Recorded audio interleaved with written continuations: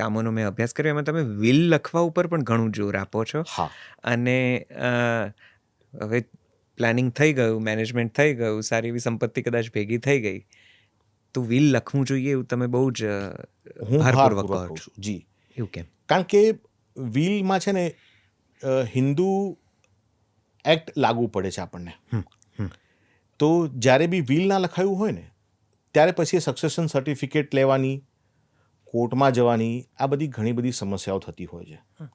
અને આપણે અત્યારે નોમિનેશનનું સેબીએ અને આપણા ઘણા બધા લોકોએ ભાર મૂક્યો છે કે નોમિનેશન કમ્પલસરી રાખો. પણ નોમિની છે ને એ ખાલી ટ્રસ્ટી છે કે કોઈ વ્યક્તિની ગેરહાજરી થાય તો એ નોમિની નામે ટ્રાન્સફર થાય. પણ હિન્દુ એક્ટ મુજબ જો એ વ્યક્તિના ગુજરી જવાથી બીજા કોઈ બી ડિપેન્ડન્ટ હોય તો નોમિની એ બધી વસ્તુ એને ટ્રાન્સફર કરવી પડે. અને એવા સંજોગોમાં છે ને ઝઘડાના મૂળ થાય. જેટલી બી વ્યક્તિ જાગ્રત હોય એની પાસે પોતાની સારી એવી પ્રોપર્ટી હોય, હું તો કહું એક ઘર, એક ગાડી, એક ક્લબની મેમ્બરશીપ કંઈ પણ હોય ને, પણ વિલ લખી લેવું. 35-40ની ઉંમર પછી બી તમે એને લખી શકો. અને એમાં બી એવું બી ક્લોઝ મૂકી શકો જ્યારે વિલ લખતી વખતે કે આ વિલ લખ્યા પછી કોઈ પણ વસ્તુ અંદર મારી એડ થશે તો એનું આ પ્રમાણે એનું ડાયવર્ઝન થશે. એટલે વિલ લખવાથી સૌથી મોટો ફાયદો શું ખબર છે? કે તમે તમારા પૈસાનું તમારા ગયા પછી કોણ કેટલા વાપરશે ને એનું તમે તમારી ઈચ્છા મુજબ એનું એલોકેશન કરી શકો. એટલે વિલ લખવું એ બહુ જ જરૂરી છે. અને કોઈ પણ ગમે તે ઉંમરે લખી શકાય છે. મારું પોતાનું વિલ 5 વર્ષ પહેલાં લખેલું છે. હું અત્યારે 52નો છું, પણ મારું વિલ જ્યારે મને ખબર પડી કે આવું લખેલું હોવું જોઈએ તો એક સાદા કાગળ ઉપર 2 વ્યક્તિની હાજરીથી એક હું વિલ લખી શકું છું. અને એમાં પ્રોફેશનલની બી મદદ લખીને તમે તમારું આપો તો એક નક્કરપણે વિલનું આયોજન થઈ શકે એમ.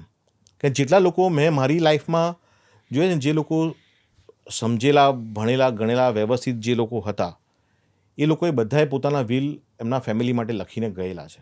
અને એનાથી શું થાય કે ફેમિલીમાં ડિસ્ટર્બન્સ નથી ઊભું થતું. ડિસ્પ્યુટ્સ ઘટી જાય. જી. અને ડિસ્પ્યુટ થવાથી શું થાય કે કોર્ટ થાય, વકીલનો ચાર્જ થાય, એ બધા તમે અંદર ડિસ્પ્યુટમાં પડતા જાઓ. અને પાછું શું મનદુખ થાય અગત્યનું. એટલે આપણું જીવન, આપણી પાસે we are the traveller on the earth. આપણે ક્યારે અહીંયા સદાય રહેવાના નથી. પણ એવી રીતે રહીએ ને કે બી આપણી હાજરીમાં બધું સરસ ચાલતું હોય ને આપણી ગેરહાજરીમાં એનાથી વિશેષ સારું ચાલતું હોય. તો વિલ લખવું કે વિલ ક્રિએટ કરવું એ પણ એક વેલ્થ મેનેજમેન્ટનો ભાગ છે. હા, અમારું જે 9 સિગ્મા સ્ટેપનો પ્લાન હોય ને એમાં will is an ultimate thing કે ભાઈ આ વસ્તુ તમારી પાસે લખેલી હોવી જોઈએ. બરાબર છે.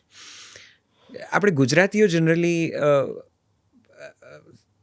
સમૃદ્ધ કહેવાઈએ છીએ અને આપણને ફિનાન્સની થોડી વધારે સમજણ પડે છે ને એ રીતે આપણે એનું મેનેજમેન્ટ કરીએ છીએ એવું આપણા વિશે એક જનરલ માન્યતા છે. અત્યારનું ગુજરાતીઓનું ફિનાન્સ વિશેનું મેનેજમેન્ટ જોવા જાઓ તમે એક કંપનીની દ્રષ્ટિએ, તમે તો બહુ મોટી ફર્મ ચલાવો છો, પ્રાઇવેટ લિમિટેડ ફિનસ્ટોક કંપની છે તમારી, તો તમે આ અત્યારના ગુજરાતીઓનું કોમન બિહેવિયર શું જુઓ છો? એમના ફિનાન્સ મેનેજમેન્ટમાં શું નવા ધારાધોરણો ઉમેરાયા છે? કેટલી જૂની પદ્ધતિઓ સચવાઈ છે? આજનો યંગસ્ટર શું વિચારે છે? તમને મેં કીધું ને કે મારા ઘણા બધા ડૉક્ટર મિત્રો બી મારે સાથે છે.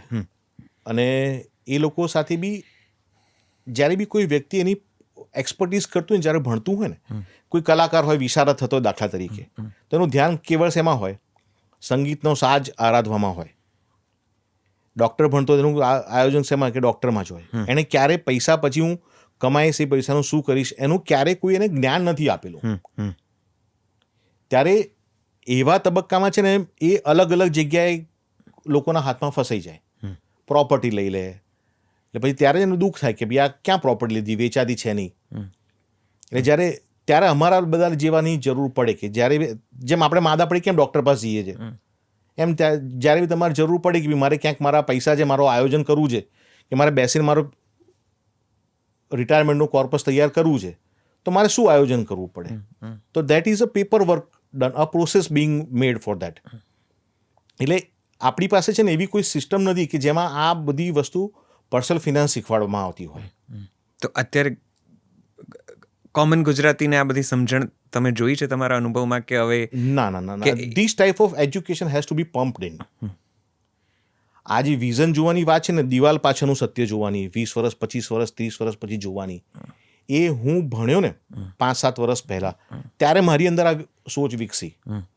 Because I have did a training, I have did my education, my certification. ત્યારે મને ખબર પડી કે આવું પણ કંઈક થઈ શકે. ત્યાં સુધી મને પણ નથી ખબર.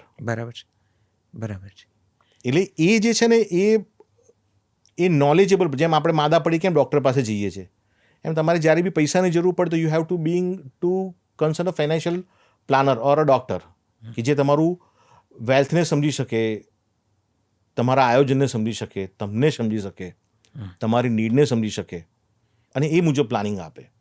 જનરલી આપણે ત્યાં પેલી એક પારંપરિક વડીલોની એક વિભાવના એવી હોય છે કે આપણા પૈસાને કોઈ બીજું શું કામ મેનેજ કરે, અને એના લીધે આપણે ક્યાંય કોઈને જાણ નથી થવા દેતા કે આપણી પાસે શું છે ને હા. આપણી પાસે કયા પ્રકારનું બચત છે કે રોકાણ છે, અને એમાં ઘણા બધા સમસ્યાઓ પણ ઊભી થાય છે, પ્રોબ્લેમ્સ પણ ઊભા થાય છે, અને ફાઇનાન્સ